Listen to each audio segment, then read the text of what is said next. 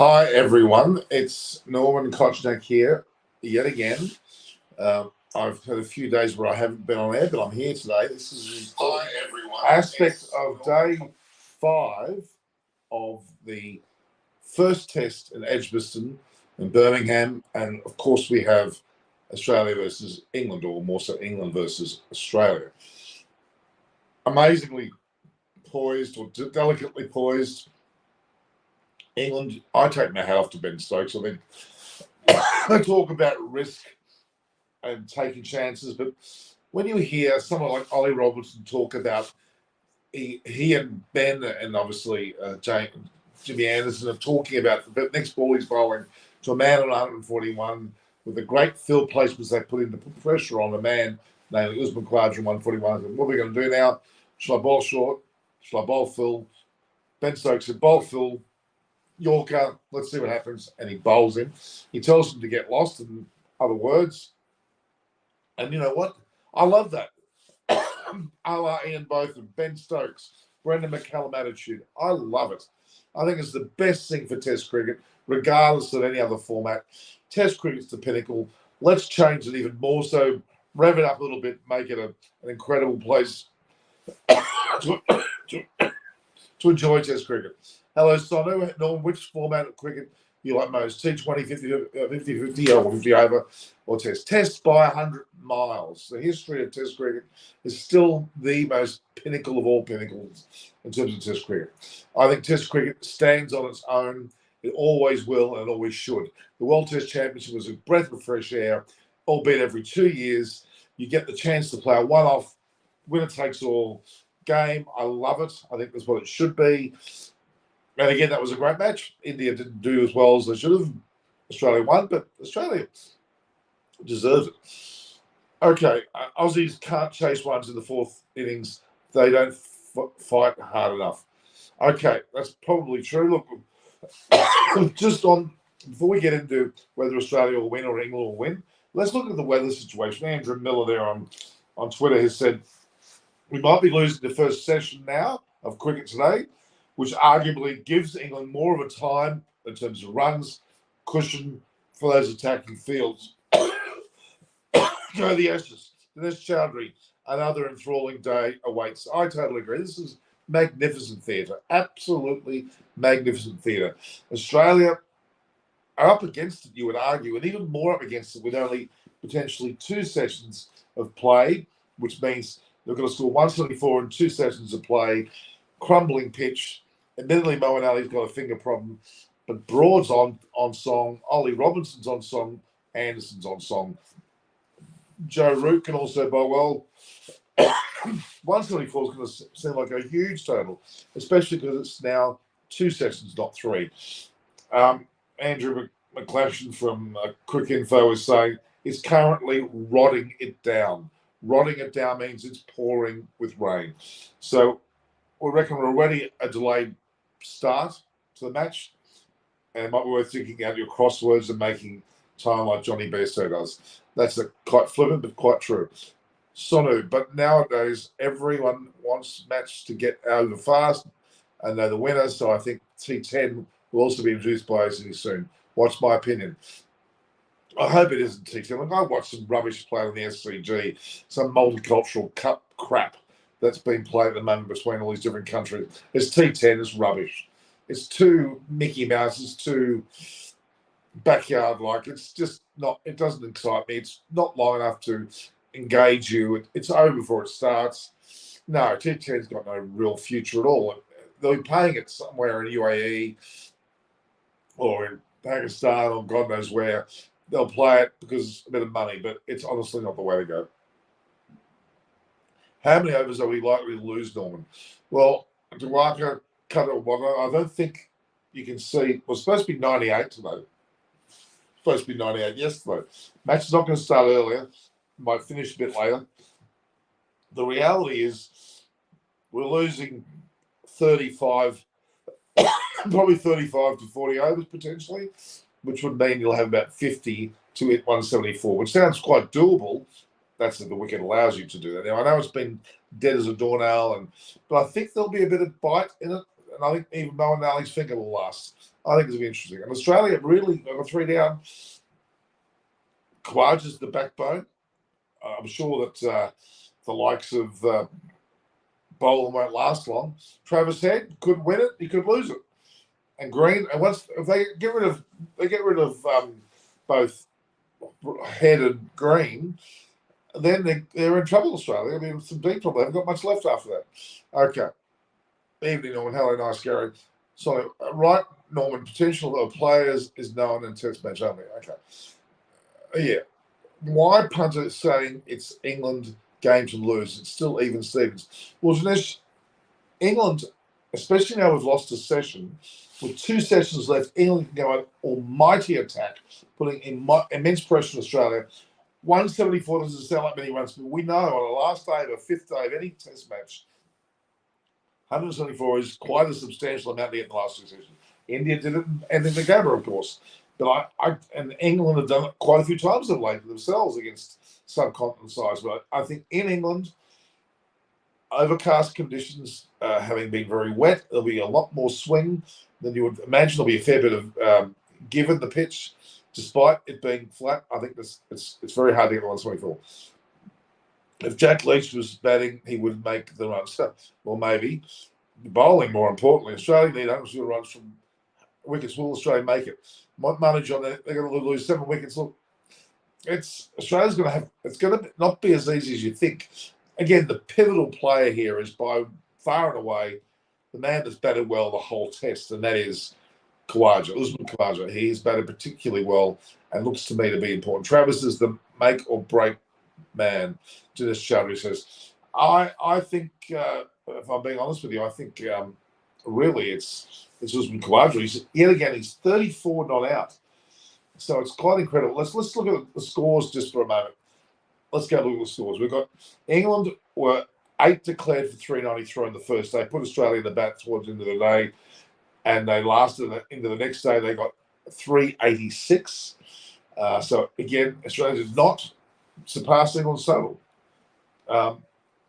England then scored a very brisk 273, struggled a bit, but made 273. So that left Australia 281 to win. If England only could score 273 in their second innings, do you think Australia's going to find it easy to score 281 in the last innings, especially now with it only being 2 sessions? So effectively, Australia need 174 from what would have been 98 overs, which would have been a lot more time. But now that we've probably lost the first session, as it says, it's rotting it down, raining, pouring there. That could well see us only in 2 sessions being really pressured by England, by some great bowling, short balls, slow balls, field placements putting pressure. It's going to be not as easy as you think. Yeah, Travis Head could hold it. He could also fall apart. People look. Harry Brook's been compared to Travis Head. I don't agree. Travis Head's a much more chancy batsman than Harry Brook. Okay, so does Australia only pick private school educated players? Great question. Great question. David Warner certainly wasn't one, but okay. Prashant VK, hi man, how are you? Nice Gary says, did England make the right call by declaring? In hindsight, yes, absolutely. They've kept both teams in the game, and that's what was intended. I think it was a great bold. They could have done it longer, yes, but then they would have made it more dour. It allowed England also their second innings took it to Australia and went for it. Okay.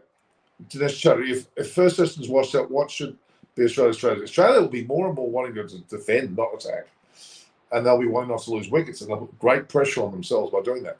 It would have been better if they had the whole day to play. This match is quite similar to 2022 Hobart Test 4th innings, not 205 at Edgbaston. Yeah, I'd agree with that.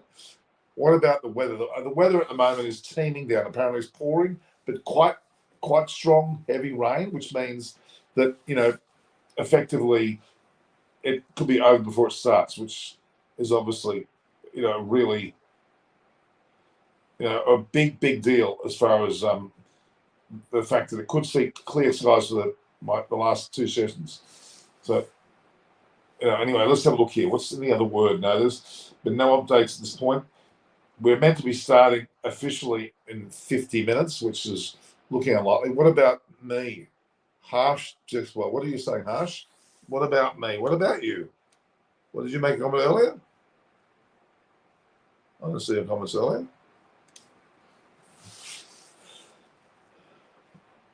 What private school or public school does not matter. It's all about intention. Yeah, that's pretty true too. Baseball versus pet ball. What's the pet ball? I'm not sure. I'm not sure what the comparison is. Just kidding. Okay. Aussie team needs to look for tougher players after the over 30-year-olds retire. Australia will struggle. I kind of agree. I think Australia has got a lot of depth going on there. But I miss your smile. Miss my smile? I'm smiling.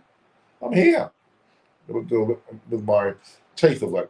So it's June 20th now.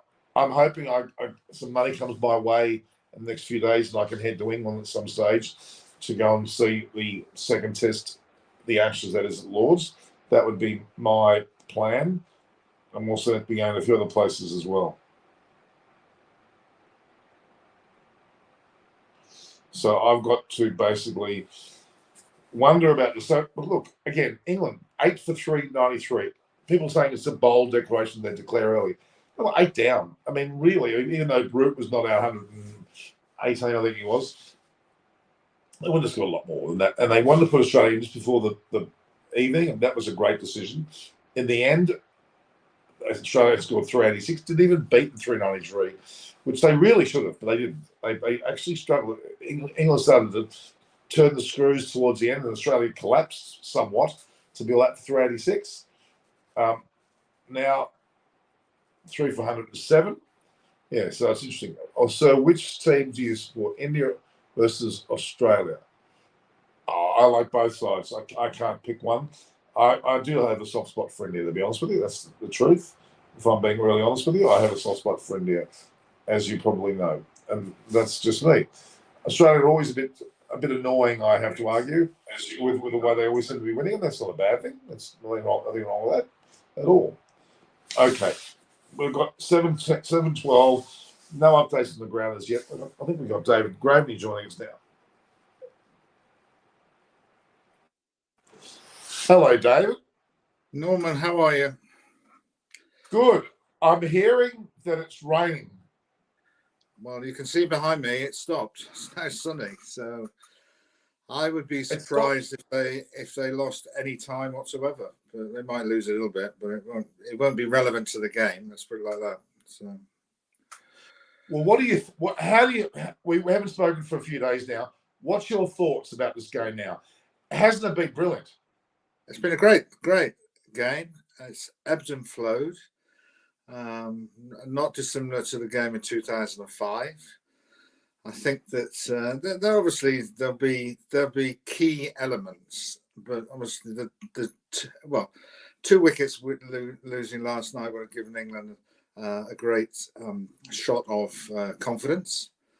But Khawaja's still in, and there are some batsmen that Australia have got that can still win the game. I would be concerned in terms of the manner of dismissals of both Smith and Lambert-Shane, particularly Lambert-Shane. His looks very nervous, very tentative. That's just not the way he played. Don't you think it's amazing the air of confidence about Broad? He really, and same with Ollie Robinson, they've both been extremely confident in the way they've bowled and the way they've played. Yeah, no, Broad's record against Australia is phenomenal, really. So, not surprised by that. A sort of wicket that probably suits him a little bit, but he's bowling with great confidence. But I do think some of the Australian batsmen have a bit of an issue about him as well. But if you take the 2 wickets he got in 2 balls in the first innings, they were pretty average shots by Warner and Lambert-Shane. Lambert-Shane was a wide, basically. He had no reason to play at wide. It wasn't a hooping, swinging ball or anything like that. It was just palpably wide. So, I've been impressed with Usman Khawaja, though. I think he's been fantastic, hasn't he? No, he's played brilliantly, and it's maybe I'm a bit old-fashioned. I think the way that he was sent off was regrettable. Let's put it like that. Yeah, it won't bother Usman Khawaja. He seems to have copped all of his career. No, From no, both. he has at home as well because of his background and whatever. So he's just. I don't know how you can possibly say that. Excuse me. Somebody who's just got 141. You know, you just say well played, and you know, I was a successful bowler, but you know, as I say, I am somewhat old-fashioned. Well, is it old-fashioned, David, or is it the way it should be? I don't think there's a brashness to the way England are playing, but you shouldn't be, you know, without respect, should you? Well, only, and again, it's years and years ago. I just look at the West Indies in the 1980s with their formidable pace attack. They didn't do anything. They just bowled you out, and they might stare at you from time to time. But you know, you just got the bloke out. Why do you have to add to it? So, you know, it just it just seemed regrettable. I think really, but you know, it's the same way that people don't seem to applaud hundreds or anything like that. But again, that may be perceived to be an old-fashioned view. But I do think those who play at the highest level in any sport have a responsibility to younger people watching it in the way that the game should be played. But again, that is quite an old-fashioned view. But the game itself has been you know, really, really good, ebbed and flowed. I think the selection of the teams was spot on. I'm sure Australia would have batted first had they won the toss. And I think that if a fit Mo and Ali, and being a spinner and having a blister on your spinning finger is an issue, I think the margin would be wider. I think that England would be on the verge of victory. If people may think that now, but yeah, it's. I think that if Moen's struggling, and then you've got the three seamers plus Stokes, and all right, he bowled 7 overs. Can he bowl again? You know, it's still. I think that you know, if Australia can just you know, just stick around, I think, more than anything else. Don't look at the scoreboard, but bat a bit of time, because the ground itself is a really fast scoring ground. You get full value for shots. So yeah, see how we go. You know, a couple of early wickets, then Australia would be really in strife, I think. But at least Boland has shown that he's not a number 11. Let's put it like that. So he has actually responded in the right way, which again was a ridiculous comment. But look, I love the way the game's gone. I love the way that England have approached the match. It's very much result driven. I really appreciate that. It's a fantastic breath of fresh air. Even Harry Brooks, I think both Harry and Jerry got 46, didn't they, in the previous innings? They both look sparkling. I really enjoyed watching them bat. Well, yeah, and everybody seems to have gone a bit peculiar about the declaration. To me, it was they want to play fast cricket. They knew there was a bit of rain around either on the Sunday and today. And I think that also they were driven by the fact that they wanted to try and have a few overs at David Warner that night and put him under. It's a bit of an odd decision. If it was 10 and 11 at the crease, nobody would be wondering. It's just because Joe Root was not out 100 and he could have smashed another 40. But I'm sure Khawaja and Warner were not relishing the prospect of having to go out for 4 or 5 overs. And look, they were 8 down for 393. They weren't exactly, it wasn't necessarily a lot of time left for them. They may have got 34 runs from Root, but they may also have been all out. So I don't think it was a great loss there at all. I just think it is synonymous with their attitude. The attitude of the dressing room is, we're going to dictate the pace. We're not just going to float along and do what the norm is. We're going to do things differently. And that certainly was different. And we'll see what impact that would have by the end of the match. I just think that England will take a few early wickets, and I think I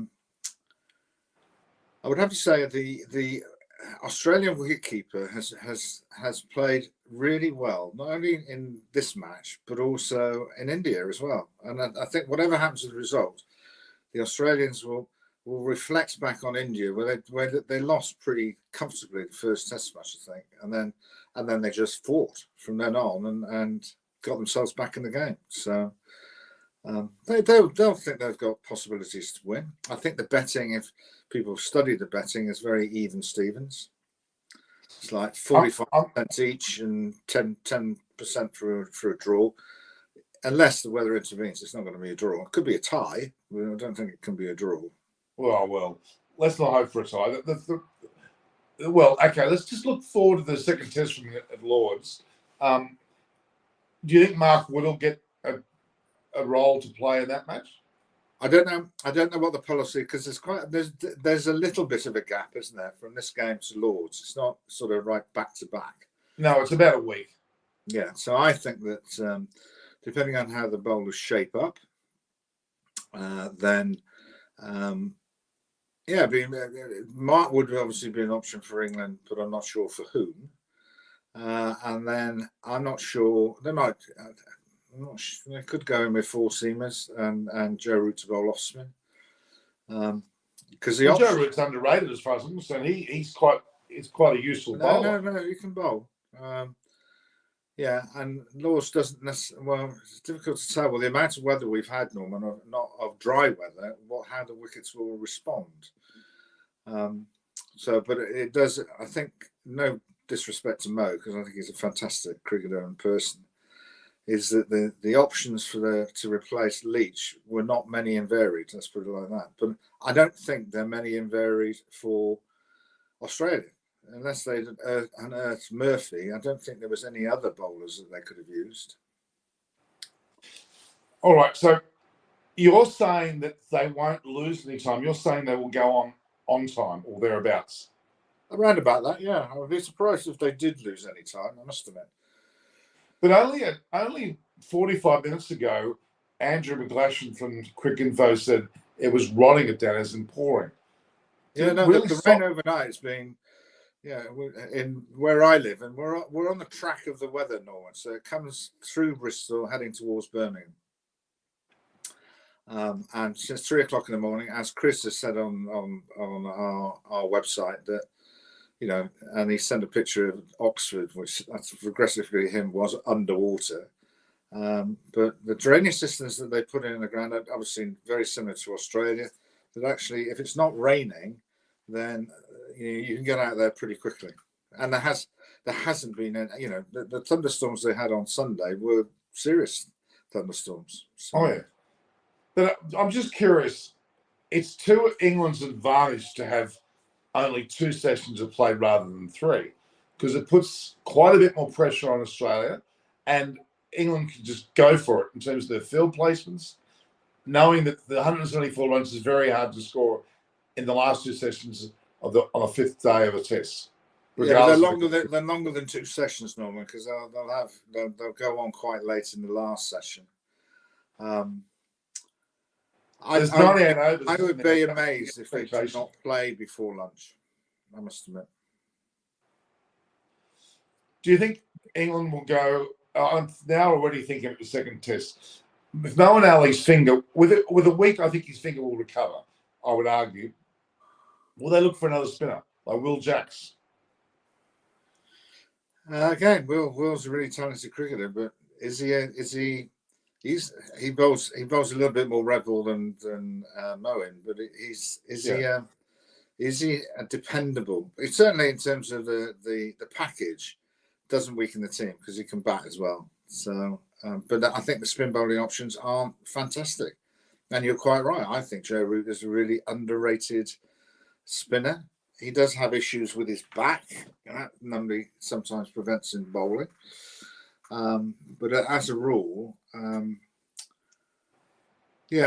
Moen's finger injury is not to be underestimated. No, I'm not saying that that if you have something wrong with your spinning finger, you can bowl, but it does impact on the comfort around. You're more worried about your finger than you're actually worried about what's happening at the other end.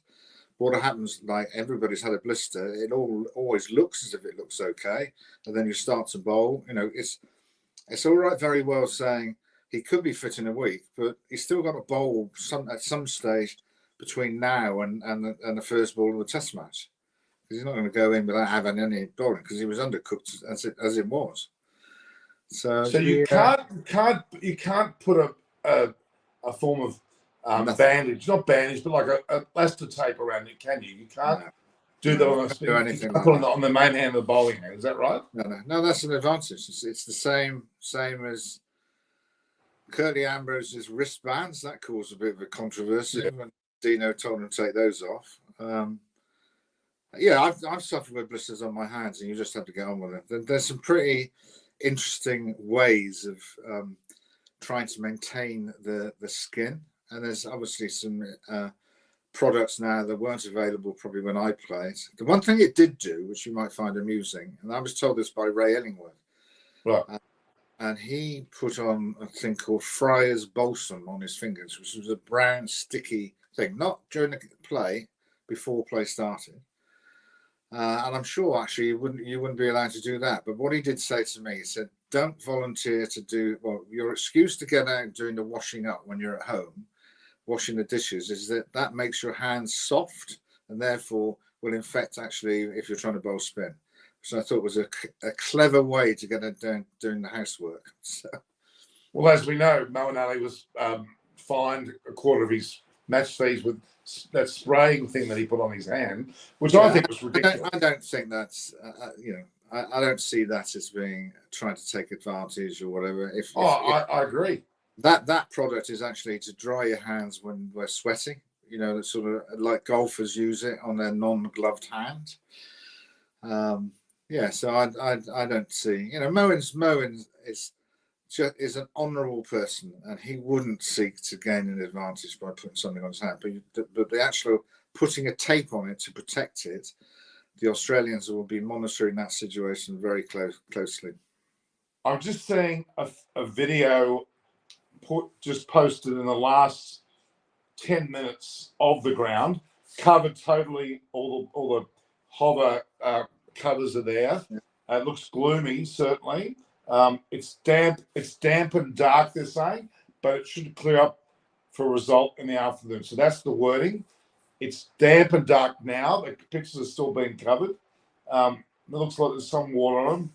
So I think we're in for a delayed start, David, but it may not be for that long. Let's see how we go. I don't know whether you could answer this question, Norman. If the time is reduced, is that a good thing for Australia or not a good thing for Australia? I think it's a bad thing for Australia. Yeah. Because they'll just put more pressure on the fact they've got less time to get the runs, and it may then be out of the question to really go for it, and they become cautious. I think they'll go for it. Travis Head doesn't know any other way to bat, so I see. But if he gets out cheaply, then what? Well, the less time means that if they really want to avoid losing, I think people have to remember that actually England have to win the series. Australians don't have to win it. And I know that's not a defensive attitude, but it does make a point that if the tests are drawn or what, and I don't think they will be, but if the more it's equal, the more pressure becomes on England to win. And in terms of Australia will still try and win, but they're a bit more.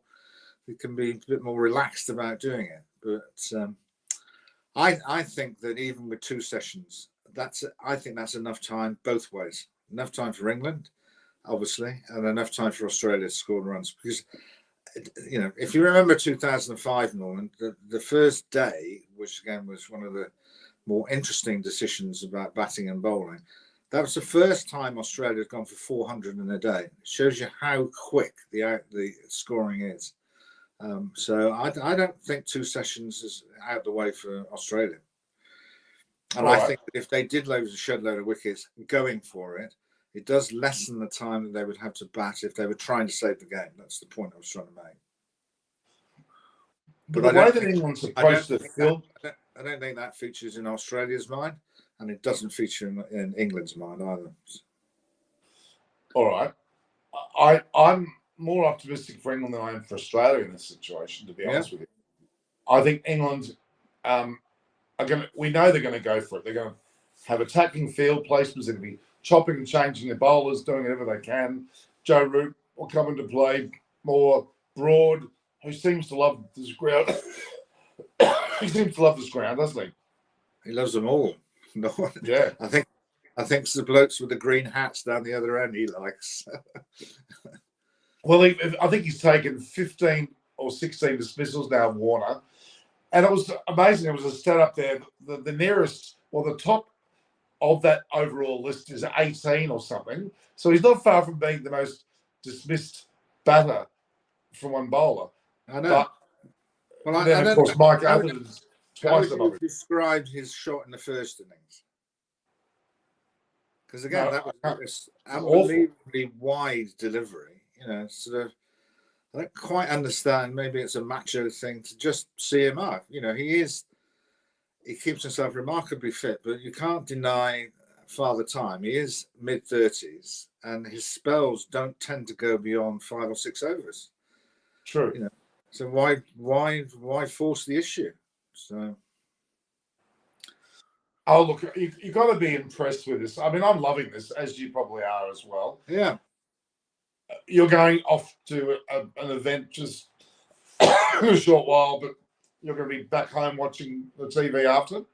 Well, actually going to the county ground at Bristol because Gloucestershire are playing Hampshire in a T20 game, but that doesn't start until 6:30, so I've got plenty of time to watch and just need to speak to some of the players more than anything at Gloucester because they're having a bit of a tough time. Right. But I watched the. I don't, and I'm not trying to be pessimistic. I don't tend to. Even when I was involved, I didn't watch that often because it made me a nervous wreck. So I used to go walking around, or I used to smoke there and have a cigarette in the garden, or whatever. And famously, on the last Test match, on the last day, I just couldn't watch anymore. It was just too nerve-wracking, and I sat in the players' car park. Oh, really? Really? Across the road from the Oval. And it's a nunnery, so the Sisters of the Poor, and they used to go for their sort of mid-afternoon walk. And the head nun, if that's the right expression, always used to come over to my car and say, "Are you all right?" Because I was the only person in the car park. But it's amazing what you can learn outside the ground by the applause, the appeals, the oohs and the ahs and whatever. But unfortunately, when I was listening to the radio, every time Rod Marsh was on commentary, we lost a wicket. So I was dreading him coming back. And, you know, people do, I know the players are very superstitious and people who watch are also superstitious, but I couldn't, I just had to go somewhere where I could just sit on my own, really. So hang on a minute, David. So when the match was coming close to finishing, did you return? Only when it was safe, if you see what I mean. Really? Yeah. So when Ashley was, you know, even when Peterson was out, the game was still up for the grabs, and it probably was Ashley Giles's innings that sort of went beyond the point that, you know, even how Hayden and Gilchrist can't be these runs. So, and that's when I went back, and my wife and Ian McLaurin, who was not the chairman of the board then but had been, was still sitting in front of a TV in the Surrey committee looking the wrong way. They'd actually moved the table away from them. They still had the 2 chairs and they're still looking at the TV. So we're a very odd lot as a family. But I find that amazing. I mean, I must admit, there are some games I do that with football, rugby league, when my team starts to play badly, I walk off. So I can't watch them lose. So that's my usual no, it is. Yeah, and I do think, and you know, I'm not the coach, so but I'm, you know, obviously involved with the team. I've been playing a part in selection. You end up playing every ball for them, so you're absolutely exhausted by the end of it. Nicely exhausted when they win. But. What about the World Cup 4 years ago against New Zealand at Lord's? Where were you then?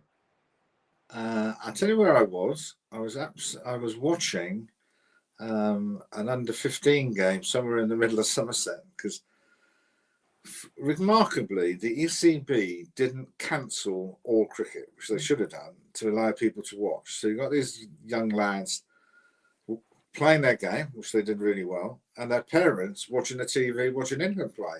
And in essence, they should have just stopped the game, let the lads go and watch. So I did watch the last hour or so.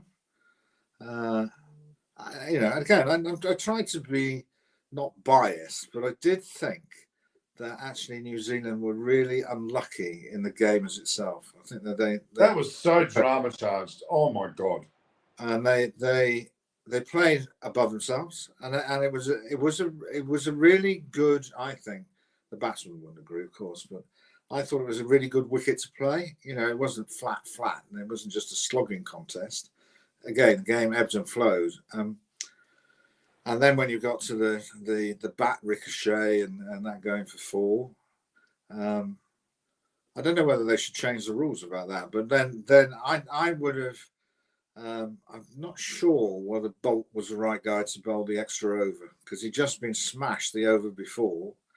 And actually, I wouldn't have bowled it from the end that they chose. I don't know who chose the end, but looking back towards the pavilion at that time of day is really difficult because they used to have no side screens at all. So you had a red brick building, but you still have that building there, but the sun sets behind it.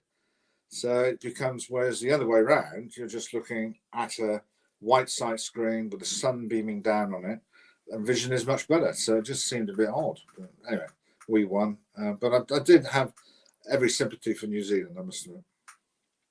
Well, I was underneath the J.P. Morgan press centre down below in the stand, at the very front row of the stand from one end, and I remember somebody about 2 rows back had a heart attack, and they had to go and get paramedics to take them out just as it was all unfolding. It was craziness. It was the most exciting. I was there with bells on. It was amazing. No, it was fantastic. I know, I'm not being negative. It was a fantastic game, but I think you and I watched a lot of games of cricket, and you think, well, maybe the gods didn't shine on New Zealand on that particular game. Well, you can tell it from Ian Smith's commentary, but delighting. I mean, you obviously known a lot of the lads who played, selected them. It was great day. Lots of people got tickets for it, and were they the two finalists that people expected? Probably not. People expected India to be in the final. And to be fair, England had done brilliantly to have won those last 3 games, including Australia, including India, to qualify. It was a brilliant day. But this has the makings of another unbelievable finish. But it will require Australia to stick around, I think, because there's no doubt that they Carey batted really well, as did Cummings. Cummings can play. I'm amazed at his figures that he hasn't scored many runs since he's been captain. It's not surprising. It happens quite. Do anything other than catch flies, which he does regularly. So, I don't know what you think, but I do think that they are in different ways evenly matched as teams. I just think, and they're very fine players. Lampleshane and Smith are a little fragile when things aren't going their way. Oh, for sure, absolutely. But I'm most impressed with. I mean, obviously, Travis Head in the World Test Championship, but I think Usman Khawaja is the one that really impresses me. The way he's handled things has been fantastic. No, it's been really good, and he's managed to keep it together while things are slightly crashing around him. And I know we've spoken about Travis Head, and if there was a reason for Mark Wood to play, it would be bowling at Travis Head. I think I'm not quite convinced of his playing of the short ball. But again, it's a 5-day test match. Can you risk somebody who has an injury record like him? I'm not sure you can. And does Mitchell Stark play next time, or would they be happy with the way they bowled? They just looked a bit bland, actually, in terms of an attack. They just didn't have. I thought Lyon bowled really well. It was not an easy wicket to bowl on. It doesn't spin all the time, and it's slow. But I thought he bowled the right pace, the right line. Good fields. Yeah, it was very interesting the way that both sides sort of were really inventive with their field placings. Not defensive, just inventing and recognizing if you're going to play against England the way they play now, you have to stop the boundaries somehow. It gets very difficult. Look, we both really don't know what's going to happen today. It could go either way. Travis Head and clue. could take it away It's from not all him. on his shoulders. I think an hour of Travis Head changes the momentum of the game, as it did in the first innings, as it did when he was in India. It's just the way he plays, and he plays like an hour of Harry Brook or a Bairstow and even a Joe Root. Changes the momentum of what England are trying to do. Well, it's probably going to be a crucial dismissal of Travis Head and Khawaja. They're going to be the crucial two. I mean, Cameron Green's still to come in, but other than that, they're the crucial pairing to get out. If they get Travis Head early, and say Boland goes early, then England will be in ascendancy for sure. Without doubt. Yeah, so that's great. So at this stage, the covers still look like they're on. I'm not seeing any evidence of any covers coming off. What's the time with you, Norman? Is it 8 o'clock? Sorry? What's the time with you? Is it 8:40? Yeah, well, it's 7:41 p.m., which is what 10:40. What's it 10:41 where you are? 10:40. Correct. Yeah. So that means that we should see play or evidence of this test will be won. So I'm just hang on. There's no evidence at this point about anything moving on the pitch, but as you said, it happened very quickly. Just quickly, if Australia were to look beyond Warner as an opening batter, do you have any preference as to who should open? Actually, I would. The way he was lining it up, I'd stick with Warner. I think his movement of the crease is better than it's been for a while. I've seen Harris play because he plays for Gloucestershire. Yeah, he's steady no one. But David Warner, again, on his day, can take the game away from him. And I think, I'd stick with him. All right. What else is happening in terms of? Let me just reflect on something else here. England may put Mark Wood in. Australia might bring Mitchell Starc back in. Moeen Ali may or may not play. Would you change either batting order? No, I think the one thing I had learned from the job that I did is the judging of batsmen is a really fine art, which I probably didn't get that well as being a bowler. All the different ways you can get out as being a batsman. You could bowl the worst ball in the world and you've still got it in your hand the next ball. So I think that I learned in time to give a bit more latitude to batsmen. And they need to be able to play without looking over their shoulder. They're not stupid. They know that they need to put performances in. But regardless of the outcome, I would basically keep both batting lineups the same. I actually think as well, Joe Root's record's amazing, but he's still somewhat underrated in Australia. We don't talk about Joe Root that much, and he is so important to that England batting lineup. Really is. I'm amazed actually that he is underrated because Australians are a pretty good judge of good players, or good any player. And he is. As a general rule, we don't talk about Joe Root that much. He is one of those guys that he bats, and then you look at the scoreboard and he's 30 not out, and you think, where did he get those from? And I just think he's the right shape, size, plays off the front foot, back foot. I think he's a fantastic player. Well, look at him. He's second highest run scorer for England at the moment, only behind Cook. If he plays a couple more seasons, he'll go past Cook easily. I think underrated would be the wrong thing. There's been obviously a bit of debate about the wicket-keeping position, particularly when Carey has been really good. He has. But Bairstow is picked for a particular reason, that with the bat in his hand, he again can change the course of a match. And the team will absorb whatever mistakes that if he does make mistakes, that this was a really low wicket, and the odd ball spun, and people were bowling around the wicket. They were chances, and then the stumping was a missed chance. Sangakkara actually is doing the commentary over here. The commentators are really, really good. Mark Taylor, Ricky Ponting, Sangakkara. And Sangakkara was making the point of Bairstow's movement with his left foot isn't quite as proactive it should be, as composed to Carey. But you wouldn't. And history has shown with England and their wicketkeepers is that they've gone for the more potent batsmen. Obviously they've got to be able to keep Alex Stewart, for instance, against a teammate of mine, Jack Russell. Then you had a situation with Jim Parks and Bob Taylor, for instance. So there's plenty of history of, and that choice of the wicketkeeper is sometimes dictated by the capability of the other people around him, like the bowlers. How many runs are we going to get from them?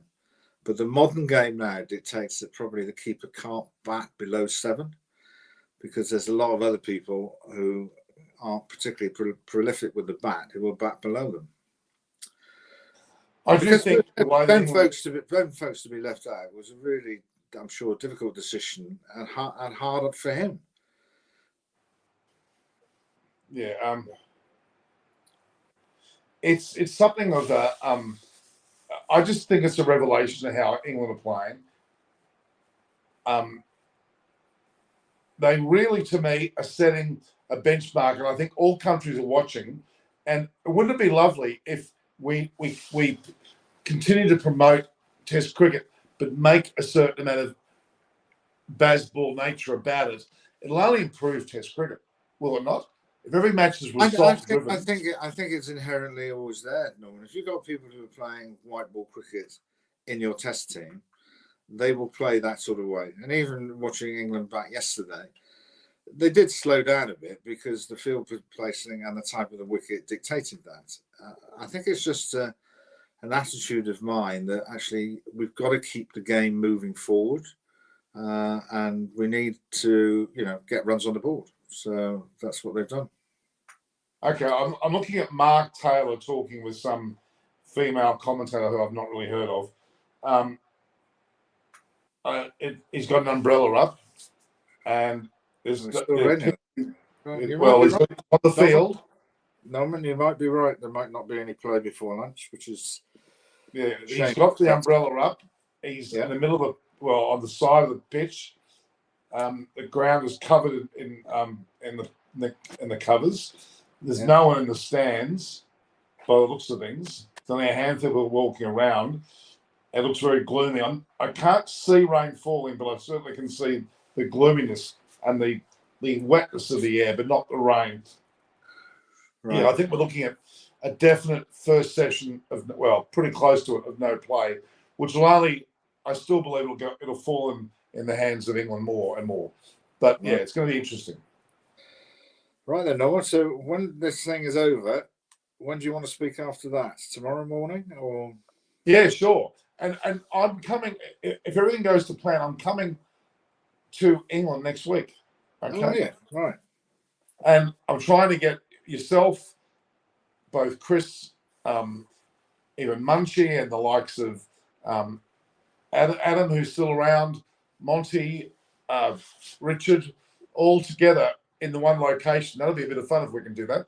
I'll get a nice hotel close to the ground, and we'll find somewhere there. Look forward to it. So, no doubt we'll speak at the end of the game, Norman, whichever way it goes. I think we should talk tomorrow, definitely, about the aftermath of today. Okay. All right, Norman. I'll speak to you later. Thanks, David. Thank you again for your time. No problem. See you later on. Have a good day. Yeah. Always great to have David on the show. He provides with great insights, both on the ground and through his level of experience. It's amazing. It's nothing short of brilliant to have a man of his stature on the show. I'm very proud to have him on the show. The main thing now is that, having seen Mark Taylor, the former Australian captain, on the field with a huge umbrella Ground's still covered. we're not going to see play in any hurry, are we?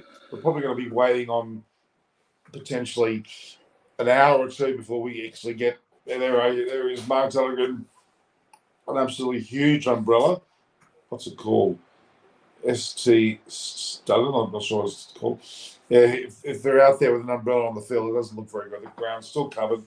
Really, the game was meant to start in 10 minutes' time. That's looking unlikely. We're basically we're in a situation where we're not going to have much play, but that's okay.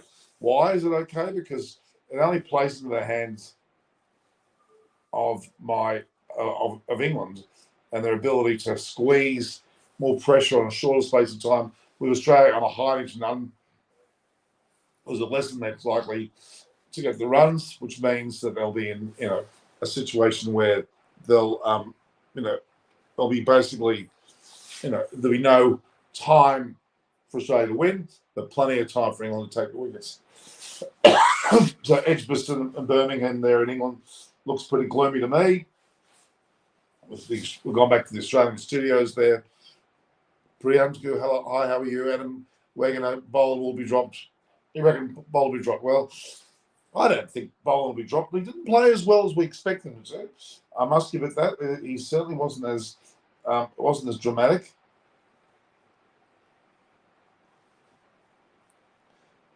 To me, that's the way that things will go. Okay, so Ben Stokes will pull a rabbit out of his hat, undoubtedly. I'm very impressed with. To me, if England can win this, it's a great coup. If Australia can win, it's even a bigger coup. It could also be a draw, but I hope not. Who am I backing today for the win? And this is not because I favour England over Australia, but England, the longer the weather interrupts the way it is, leaving us with potentially 2 sessions, that almost takes a win out of the equation for Australia and puts a draw in its place. But England will still have an opportunity to take 7 wickets in only a session, let alone 2. So that puts them in a better position. Less likely that Australia will get the runs because the ground's going to be, the outfield will be rather wet or at least slow. The pitch will be lower, I'm sure. We'll start taking more turn. Joe Root will come into play. I don't know whether Moeen Ali will bowl. If he does, he'll have less time to bowl, so it may allow him to do so. The overcast conditions, pretty unsure it's more than overcast. It's actually still raining by the looks of things, and the covers are well and truly on. The game is supposed to be starting in 7 minutes' time, which is 11 o'clock in the morning there in England. And they were meant to have 98 overs bowled. Well, we can immediately knock off 35 to 40 of those already, which will leave 50 odd if everything goes perfectly. And 50 odd to get 174 at this current rate is 3 odd and over. Sounds doable. If it was England batting, I would say it's doable. But for Australia batting, if Travis Head falls early, I think Australia are going to struggle. And they'll be putting more and more pressure on themselves by the situation. They'll feel nothing to lose as they've set the match up nicely. Look at the way that England just declared. Look at the way this match has turned out. Australia hasn't been in the ascendancy at all, quite frankly, with the likes of the 393, I think it was, that England got 8 down. Australia were at 386, and England only got 273, which put them 280 in front, effectively 281 to win. 281 to win to me doesn't sound much that it was good, clear conditions. I would agree. But when we see what's happening at the moment, you're looking at a situation which is certainly not, a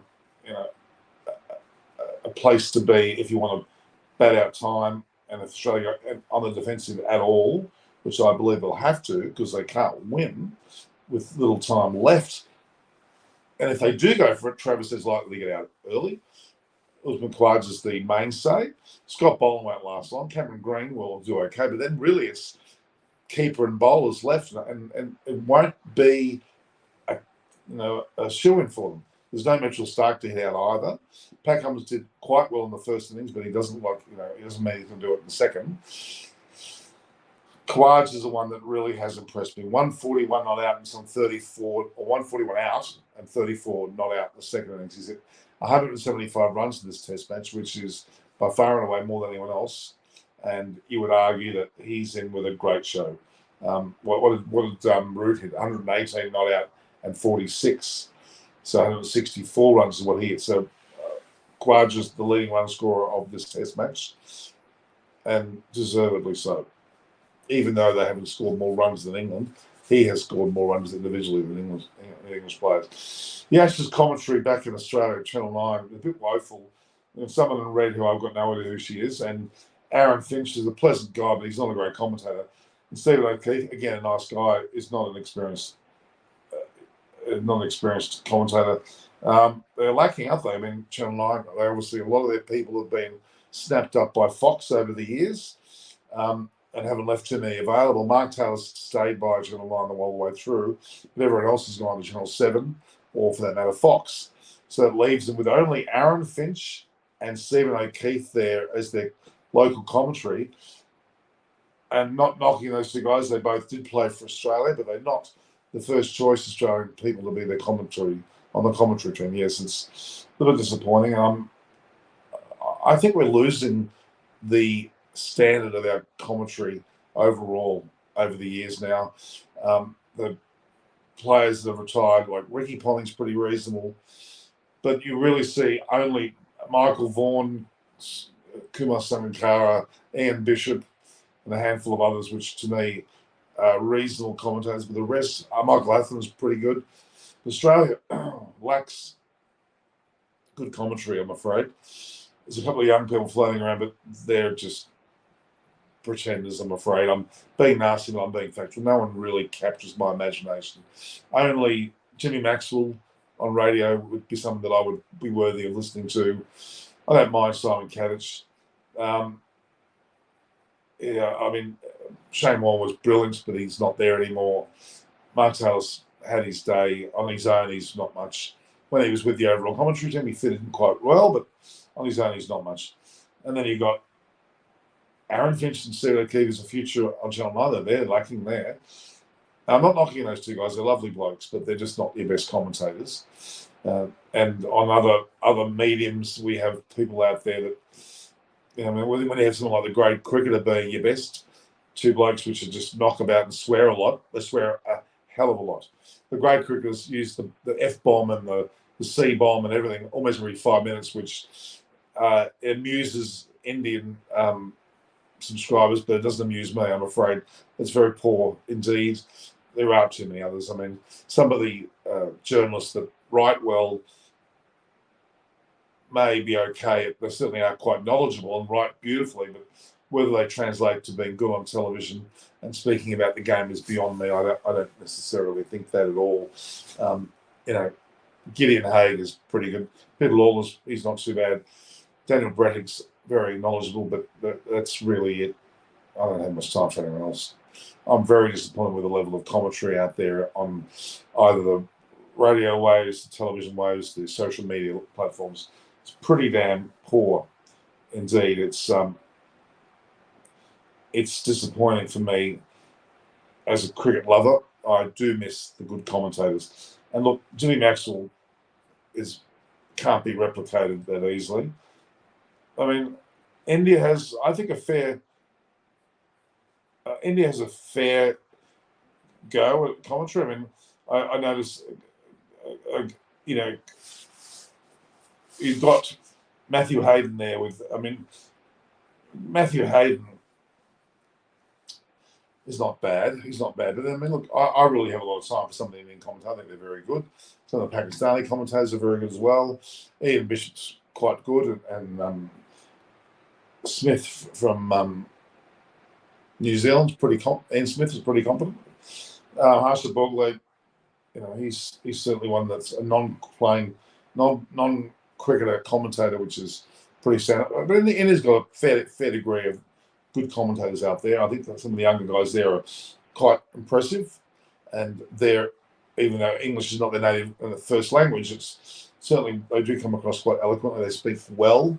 They're not full of idioms. They're not full of swear words. Like some of these, I mean, I keep mentioning the great cricketer. Look, they got 700,000, 200,000 subscribers, and that's great. Congratulations. But F bombs and C bombs is what you think is the marketable way of doing it? Well, I don't think that's what I want to hear. I want to hear about the game. I don't want to hear your comical F bombs. I'm pretty annoyed by that, actually, to be honest. I like Jeff Thompson. I like Doug Walters. They're people who I like to bring back on my channel. I love hearing Mervyn Richards, sorry. He's brilliant. He's tremendous. Merv Hughes, well, he's not too bad either. I don't mind Jason Gillespie. He seems quite competent when he talks. Yeah, Michael Clark wasn't that bad. But yeah, I think we're really lacking. We're really, really lacking. And it's sad. We're in the hands of people who think they're better than they actually are. And to actually be not able to be humble as a commentator or a broadcaster is what the problem is. Someone who just thinks they're good because they get a bit of notoriety and think, oh, I played for Australia, I'm the captain, so therefore I must be a good commentator, is rubbish. Ricky Ponting, Adam Gilchrist, both very humble guys, and it translates the way they talk. Shane Warne was brilliant. He was right up there. He, to me, spoke as well as he played. He's great to listen to, and I miss him tremendously. I think he was a breath of fresh air on Foxtel. Brendan Julian's pretty competent. Brad Haddon's quite pleasant. Mark Wall, we won't talk about him, but I think generally Steve Wall's very interesting as well. So is Alan Border.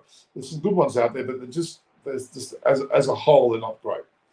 They're nowhere near the caliber of what Jimmy Maxwell's on radio, of what's obviously Richie Benaud, Bill Laurie, Tony Gregg, even Keith Stackpole back in his day, Bobby Simpson. Normally, we had several other people that were really. Norman May, I think, was also. So to me, I've got someone saying, I think Neo is stepping away from my PC now, going to refresh, but I'm leaving the YouTube on to hear it from my bathroom. Well, there you go. Thank you for the picture. Yes, I do sense that we could be a lot better off with our commentary. We're certainly lacking. So, yeah, that's late at the start. The overcast conditions there, Priyanshu. Nice, Gary. What do you say? It's unfortunate for isn't covering the Ashes. Fox is not covering it. Yes, I agree, nice, Gary. I don't think Channel 9 should suddenly come in and just do the Ashes and then go again. They got no follow through, no continuity between the other series, and in particular, Channel 7 had the World Test Championship.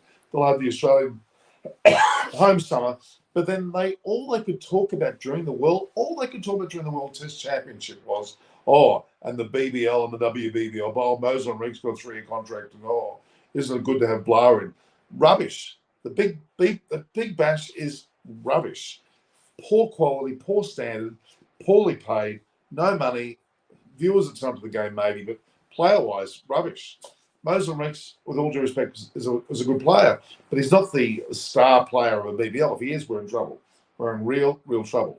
And why are we talking about a BBL during a World Test Championship breaks, leading into an Ashes series? We're talking about Channel 7 talking about the BBL.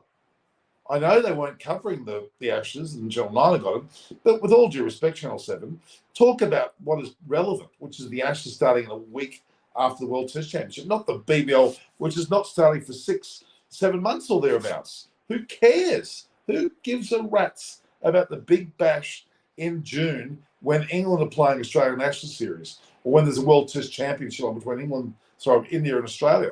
Who cares less about the BBL at that moment in time? Oh my God. I was so annoyed I switched off immediately. They spent 40 minutes during a lunch break talking about Mozambique's 3-year contract extension or whatever he got. Who cares? The 76ers, what relevance has that got with a big...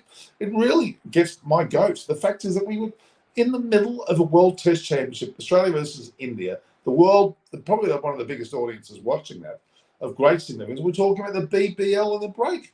And on top of that, we completely forgot there was Nationals 5-test series starting in a matter of a week. Oh my God, that was embarrassing. Channel 7 should have had the intelligence to talk about the Ashes, even though they weren't broadcasting it, and even giving the credit to Channel 9, let them do it, because we're all going to watch Channel 7. We're all going to watch Channel 9's the Ashes series, of course. And if Channel 7 didn't go for it, that's their problem. You've got the summer series. Be respectful, and you talk about the Ashes after the World Test Championship, not the bloody BBL, which is a load of rubbish. When your best players are Vince and James Vince and Mozon Reeks and God knows who else who haven't even made it, or who cares if they made it, because the fact is the BBL is suffering financially. If they're being honest with themselves, they're suffering financially big time, big time. And I can see someone's just sent me. Mish Aggie has also sent me the live chat. It's very nice of her. The reality is that it's unfortunate that Fox is not covering, and I agree with that, because Fox seem to be able to transcend across all of the free-to-air channels, and they're generally pretty good. It's a bit of a pity they didn't get that, actually. It's very much a pity. But those out there, it's a series of great note. Australia versus England, 5-test series. This match, which is now delayed, already it's gone 6 minutes into the time it would normally start. The pitch is still covered. There's rain falling. There's still water on the ground, quite heavy amounts of rain. The super stopper will come out in a minute, I'm sure. The hovercraft, whatever they call it. It really will leave us with a very, very poor, unfortunate start to the day's play. But plays in New England's hand. England now can capably just go about their merry way with less and less time, putting more and more pressure on Australia to score 174 runs in 2 sessions or less. And they simply won't be able to do that, because, let's be honest, it's going to leave us with a very ordinary day. And Australia won't get to 174, but England can still get the 7 wickets. Adversity. Might Aussies can win if Usman Khawaja bats till the end? Yeah, they could win. They could win. Yes, they could. It would take Khawaja to stay there and Travis Head to go ballistic. Travis Head gets out cheaply. It won't, only the Cam Green and Carey there in the bowlers. That 174 will be insurmountable. Will be a very difficult score to actually reach. So there you go. It's quite unlikely they're going to do that. So yes, we're in a situation where we've now been on air for an hour and 7 minutes, and we are watching Khawaja go about his business in replay version. The Australian team have fought hard. They have fought hard. England have been in the ascendancy from the moment at the start of the match. Yeah, rain would be very bad for the Aussies. It would be. It certainly will be. Very, very bad for the Aussies. Indeed, you're right, adversity. And I can't stress enough the need for Australia to just bat freely and not be curbed by the lack of time to bat and thinking they can't win. Well, they've got to at least be attacking in their batting, because if they don't, England will just crunch them. Nice, Gary says, according to the ABC, players been called off for the first session. I'm not surprised by that. I kind of, well, we did predict that would be the case. The first session is unlikely to start, which means a fresh start after lunch into what would be the second session, which really restricts the bowling to 50 odd overs in total. 174 in 50 overs is gettable. There's also wicketable too. That's a term. When we predicted the start, Harris, I think it's going to be probably around lunchtime, which will be another 2 hours or so, maybe 2.5, maybe close to 3 hours, would be realistic. What's your prediction now the rain has come? I truly believe the more, and people have been saying this too, the more time lost for Australia means they're less likely to win, and the draws the only thing they can salvage. Whereas England takes 7 wickets, loses, gains 2 or 3 very quickly, then Australia have to bat out a small amount of time and not lose any more wickets, which will put immense pressure on Australia. And England will love that and will really, really go for it. So that's the exciting thing. I'm just looking at a head-to-head battle there of what is it? I think Warner against Broad is quite interesting head-to-head, actually. Almost, I think, out 15 times to Broad, which is understandable. He's an opening batter, and Broad's an opening bowler. So it's kind of an expected way, but it's pretty high up there. Mike Atherton has got 2 bowlers that have done something similar. I think McGrath's one of them. I'll be blessed to do the other. Yeah, it's very interesting indeed. It's very, very interesting. I'm very, very impressed.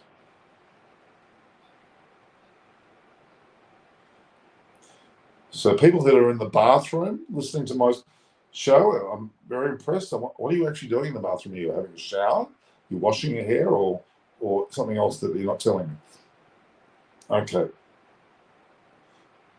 So I think that we're looking at replace Moeen Ali's finger. That the amount of blistering on that finger could be significant. They still have Joe Root, but Broad and Ollie Robinson bowl out of their skin. They're the two that I think are more dangerous. And Anderson still there, still good. Nick Hill Punchhole says it's a draw. Well, it's heading that way.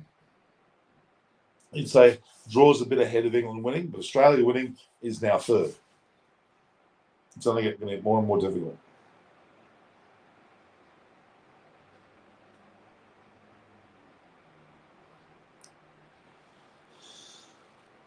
So I'll be going to Africa this. I might have a little stint in England for about a week with cricket, and then I'll have a stint in Africa. And there'll be plenty of other parts of the world also. I'll be traveling the next 6 months. Hope to have a lot of your company. I'll be doing a lot of vlogs wherever I'll be. Video logs or video recordings of countries and places. Hopefully they'll start next week. I'm literally waiting. Today didn't happen, but tomorrow, by the end of this week, I should see money coming into my account and I'll be able to travel. And it's awfully frustrating, but awfully exciting at the same time. Broad looks like he's got.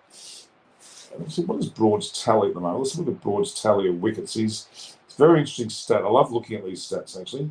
Do you all look at the stats on a regular basis? I certainly do. And I look at the all records on Quick Info, look at bowling records, and we see most wickets in a career. And look, at the moment, Morley's still first with 800.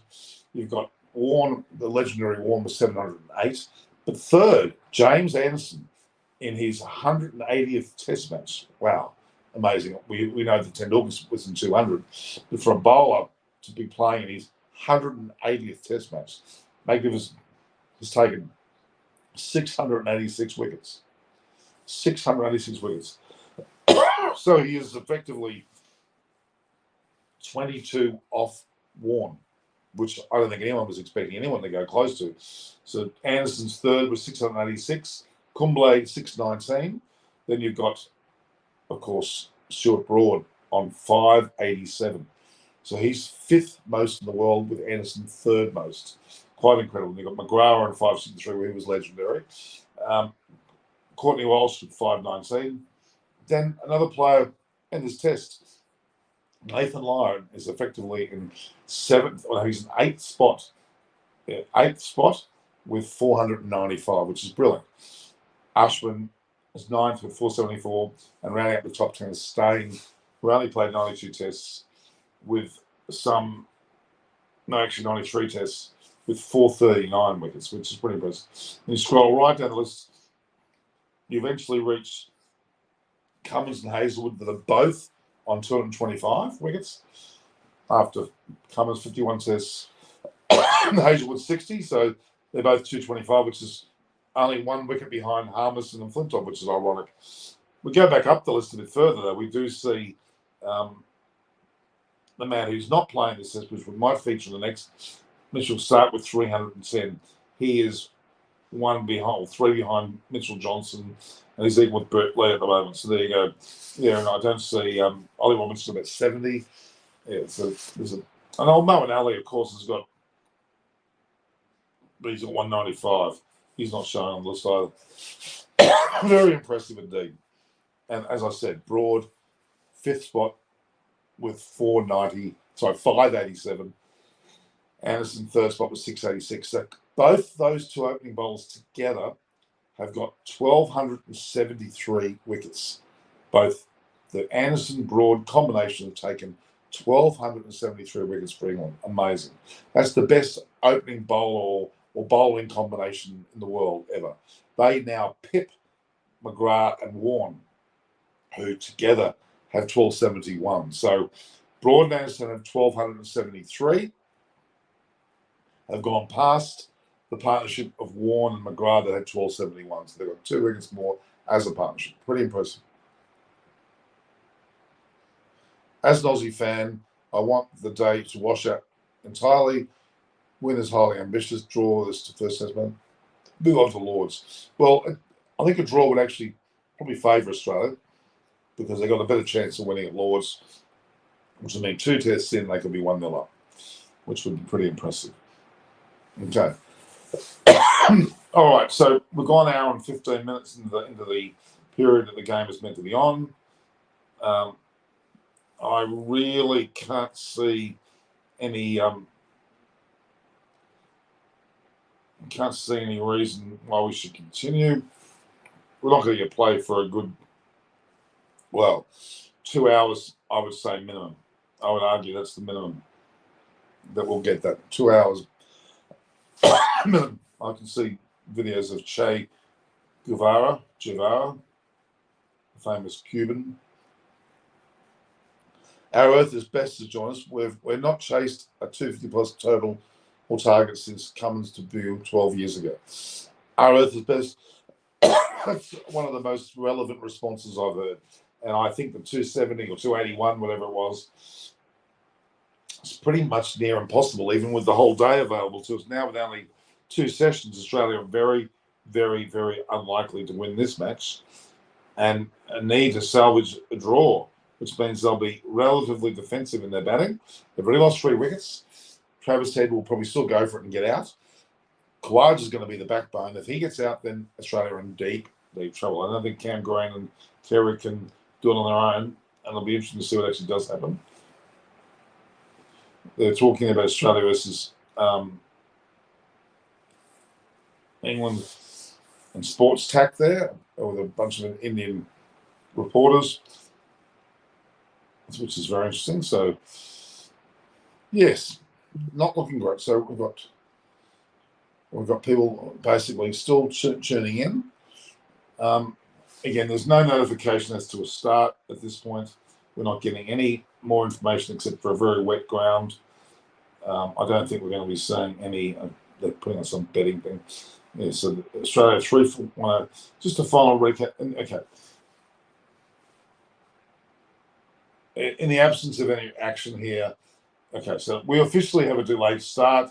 It's official now, as if that wasn't already clear, with lunch to be taken at 12:30 p.m., which means that's an early lunch, which means no play before 1:10 at the very earliest, which is effectively, 9:10. We're looking at least or close to 2 hours before a game can actually start. That's what they're planning on. So they're planning on taking lunch at 12:30, which is in Indian time 5 p.m. and Australian time 9:30 p.m. And by 6:10 p.m. Indian time, by 5:40 p.m.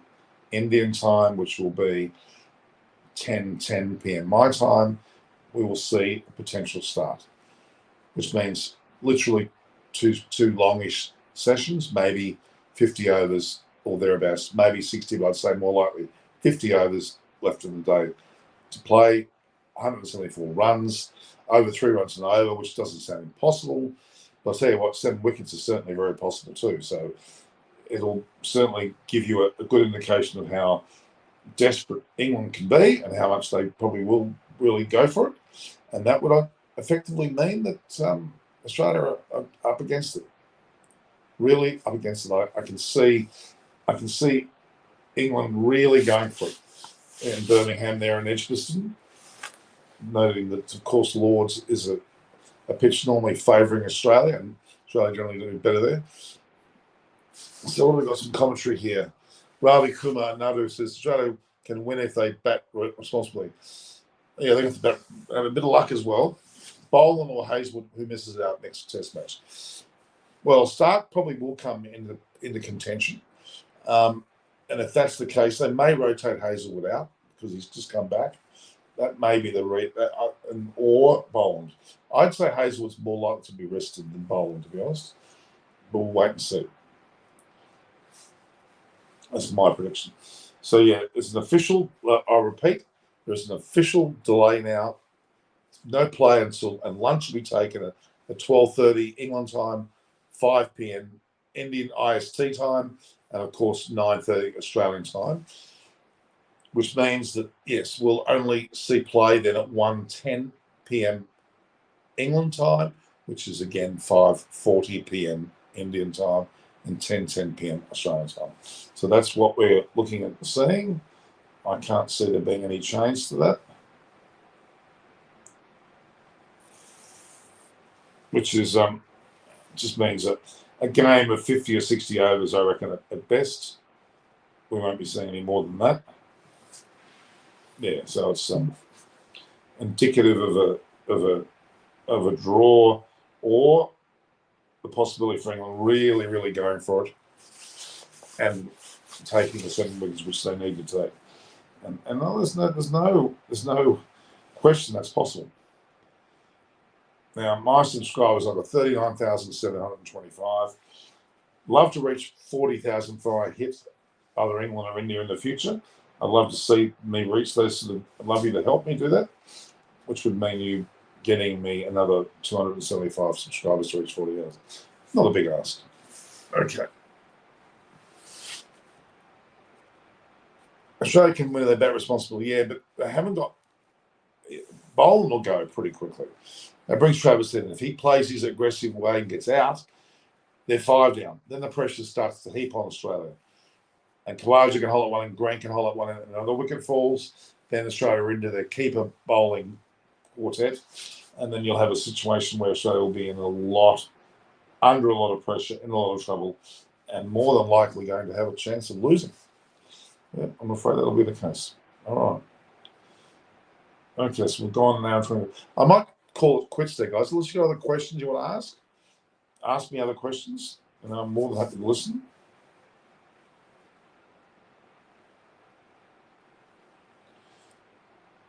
It's very interesting. On a rain effect today, we had David Graveney here earlier. He spoke a lot about a bit of pessimism about England. He wasn't as, certain. He thought Australia still had a chance. Well, if they batted out the whole day, they had a chance to score 174, yes. But I think with less time, England have more chance of taking 7 wickets than Australia scoring 174. So, yeah, I really don't see. And the pitch will be awful when they get back on. The outfield will be atrocious. It'll be extremely overcast. I'm sure it won't go to a sunny day. So there you go. All right, we'll leave it at that, guys. Any other questions? If not, we'll see each other either later tonight or more likely tomorrow morning or tomorrow daytime, and I'll cover the way that the test unfolded. And we hope to be able to have an exciting conversation about a result-driven match. If Travis Head plays his game and makes only 80 runs, the show will win. Pankaj Kaur, you're right. But that's if Travis Head scores 70 or 80 and wins this match, he will go down as a bit of a legend of this series and the WTC. He's won the WTC with a big 160 or whatever he got, and I'll be pretty much on his side. I'll be pretty happy if that's the case. Indeed, I'll be very happy. I'll be ecstatic, actually. Be absolutely ecstatic. So, no, it'll be quite exciting indeed. So, all right. Got great photos, lovely photos coming through.